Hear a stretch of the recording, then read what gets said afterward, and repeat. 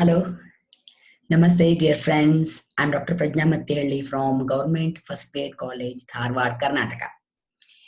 I have already discussed many important issues about the entrepreneurship, role of entrepreneurship in economic development, and also the factors influencing the entrepreneur.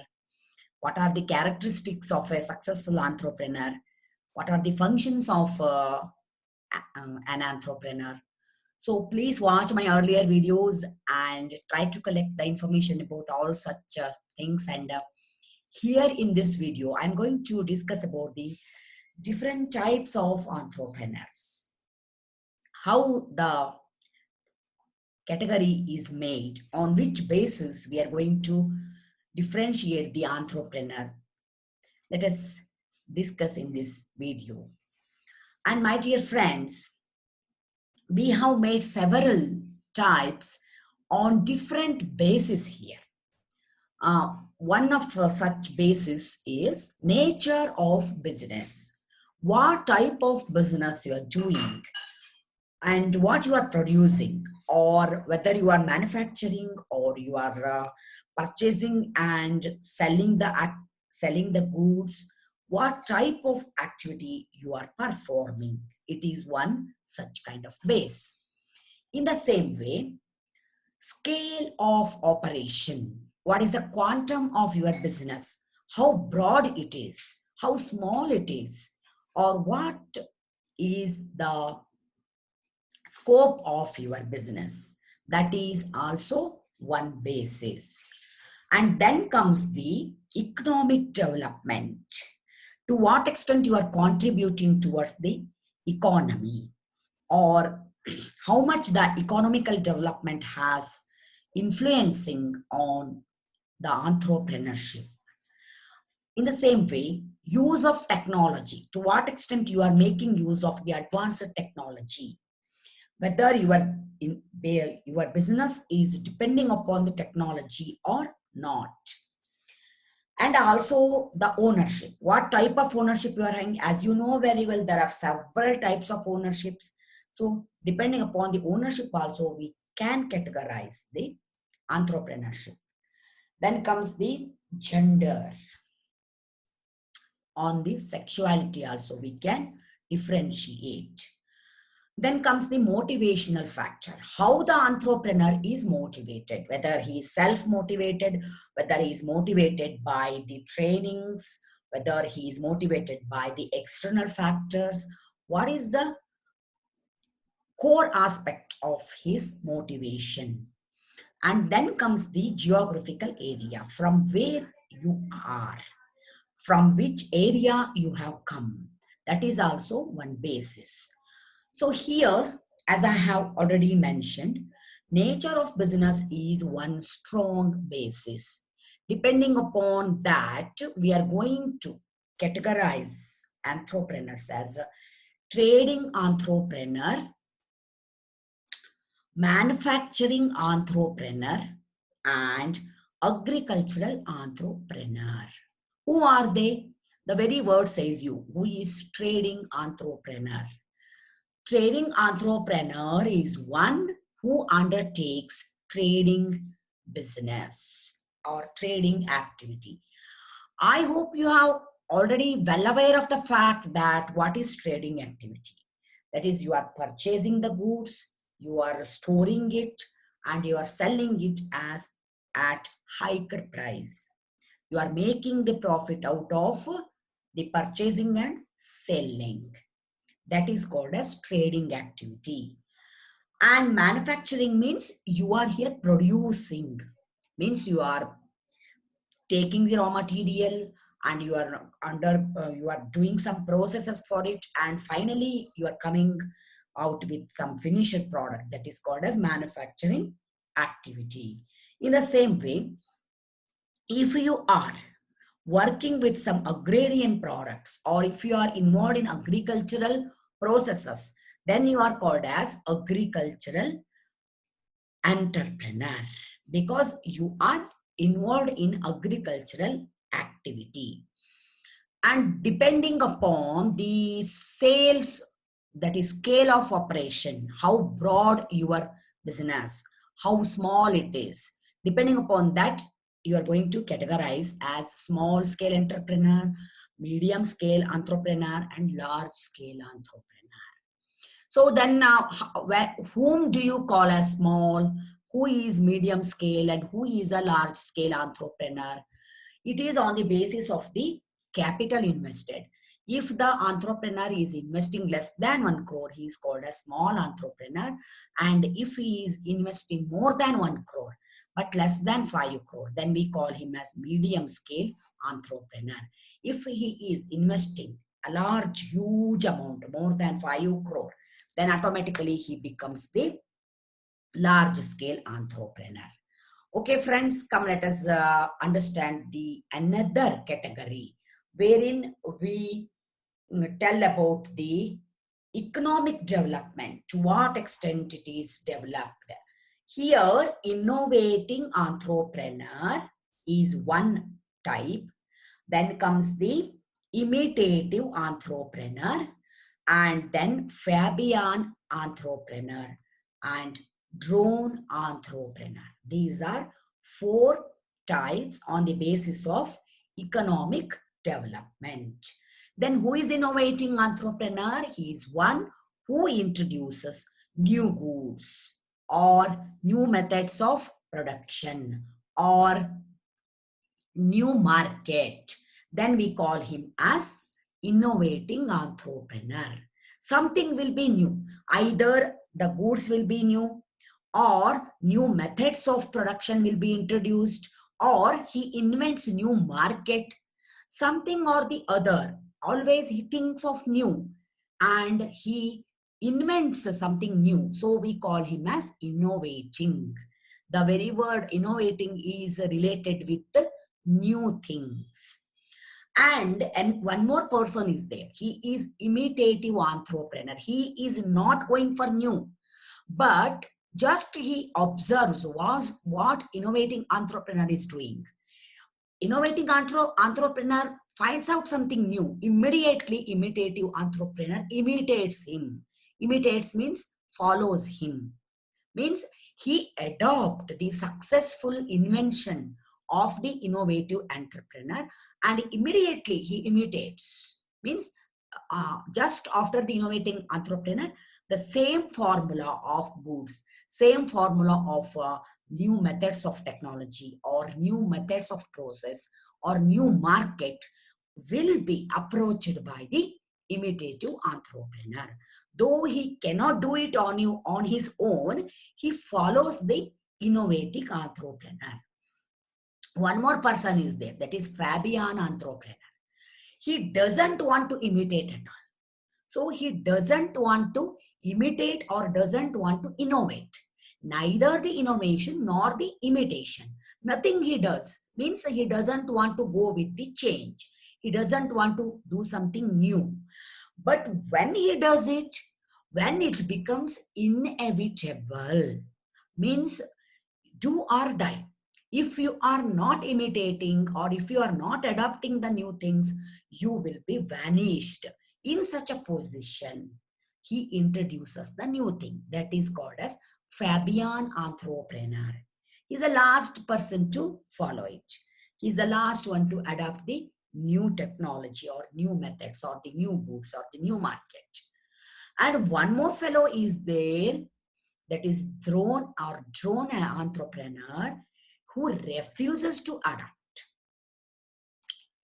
He is worse than Fabian. Means he doesn't want to adapt. Though he gets vanished, he incurs loss, his business is getting closed, there is no profit, there is no sales. Even then he doesn't adopt the new things. So one fine day he gets it closed. So we call him as drone entrepreneur or drone entrepreneur. Means he doesn't want to adopt the new things. So let us go for next criteria, that is based on use of technology. How much technology you are adopting in your business. That is technical entrepreneur. is one who adopts the technology maximum, who is depending upon the technology maximum. And there is non-technical entrepreneur who doesn't want any kind of technology. His very business is like that. Means he doesn't want to adopt any technology. And another one is professional entrepreneur. Professional entrepreneur means he is undertaking some profession like chartered accountancy or legal consultancy or medical whatever it is, that is some kind of profession he undertakes. So we call him as professional entrepreneur. Then comes the ownership. Who is the owner? That is, if he is an individual, he undertakes the business on his own, then we call him as private entrepreneur. So he is separate, he is independent, he undertakes the business. And if the entrepreneurship, if the enterprise is owned by some state or central government, we call it as state entrepreneur. Means it is owned by the government. Sometimes what happens, neither the individual nor the government, both will come together and undertake the business. Then we call as joint entrepreneur. Here the private individual and also the government, they go together. That is called as joint entrepreneur. So I hope you know almost all the business which are owned by the individuals are called as private entrepreneur, and state owned businesses just like Mysore Sandal Soaps, MSIL, and also so many things are there. So they are all state entrepreneur. So when both will come together and undertake the business, then we call it as joint entrepreneur. And then comes private entrepreneur. As I have told you, set up the business as an individual, and state entrepreneur means government undertakings, and joint entrepreneur means both government and the individuals, they go together. Then based on the gender, that is sexuality, if it is owned by the men, then it is called as man entrepreneur. And if some woman is coming forward to undertake the business, then we call it as woman entrepreneur. I hope you know it. There are many examples of woman entrepreneurs like Kiran Mujumdar from our Karnataka only, who is the owner of biotech, who has started the biotechnology, is woman entrepreneur, best example for woman entrepreneur. So there are so many ladies who have started the business, and we call them as women entrepreneurs. And based on motivation, as I have already told you, pure entrepreneur is one who is self-motivated. Means always he will be having one ambition of becoming the entrepreneur and achieving something on his own. So that kind of zeal and just will be there with him, and he undertakes the business. So we call him as pure entrepreneur. And if the system forces any person, that if any person doesn't get the job and if he is in dilemma, what to do, and the whole system, his own family, everyone will be telling him, do something, at least you start a business. So just because of the external force, he is doing it, not out of his own interest, then he is called as induced entrepreneur. And if any person, though he was not aware of the fact that he can start it up, then he undergoes some motivational trainings, programs, and also some also workshops, etc. Then he will be motivated externally, but now he is self-determined. So we call him as motivated entrepreneur. And based on geographical area, from which area you are, either from the city or from the rural area or from cosmopolitan cities. So from which area you are. If you are from rural area, then we call him as rural entrepreneur. And if the person starts the business in a urban area, then we call him as urban entrepreneur. And if it is in a cosmopolitan city, just like Mumbai or Kolkata or Bangalore, we call it as cosmopolitan entrepreneur. Why the categorization is made on the basis of geographical area. Do you know it? Can you appreciate it? It is just because of the reason that finally it determines how you are doing it. Whether if you are and if you are a rural entrepreneur, then your problems will be different. Your merits will be different.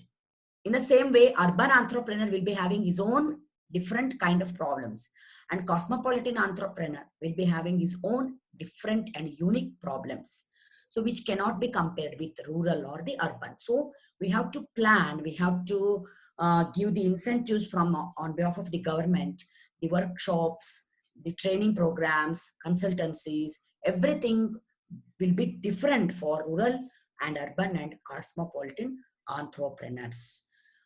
And other types means it's not on some basis. For example, in intrapreneur, I hope you know it. He is called as institutional entrepreneur. Means he is an employee in some institutions. Apart from his job, he is thinking in different way. He is having such innovation quality that he is intending to start something new in his own organization. If he gets organizational support along with finance, labor, and raw materials, etc., he can do that new business in his own setup. So at the same time, he is an employee and also entrepreneur. So we call him as intrapreneur. He is free just because of the reason that he doesn't have any kind of risk, because the risk is undertaken by his employer, and he is safe to the extent that he is an employee and he is getting salary. But apart from that, he has shown his own interest and he is working hard, so he is having share in the profit of that new business what he has started in the institution. So this is advantageous for him and also for the organization in which he is working. And then comes the social entrepreneur. He is one who works for the society, who thinks from the view of society. That means he recognizes some social problems, he solves it, he try to solve those social problems with the help of entrepreneurial skills. With the help of entrepreneurial skills. So we call him as social entrepreneur. So we can take the examples of many environmentalists. For example, Medha Patkar, who worked for Narmada Bachao. So we can call her a social entrepreneur. There are many people who are working for it, working for the sake of environmental protection or a liberalization of women problems. So many people are there working for it, and we call them as social entrepreneurs. And copreneur is one. It's a joint venture, like means both husband and wife are involved here. Both of them have started, initiated, they have undertaken the business and they are managing it. So in such a situation, we call them as copreneurs. For best example is the Infosys, which is owned by both husband and wife here, Sudhamurthy and Narayan Murthy. In the same way, there are many examples in the society who work together, then we call it as copreneur. So my dear students, let us have some more ideas on the entrepreneur and his working style. What are the competencies which are advantageous for one entrepreneur to work? In our next videos, let us discuss all such matters, and hereby I would like to end my today's discussion. I wish all the success for you. Let us enjoy together the journey of learning. And my dear friends, thank you.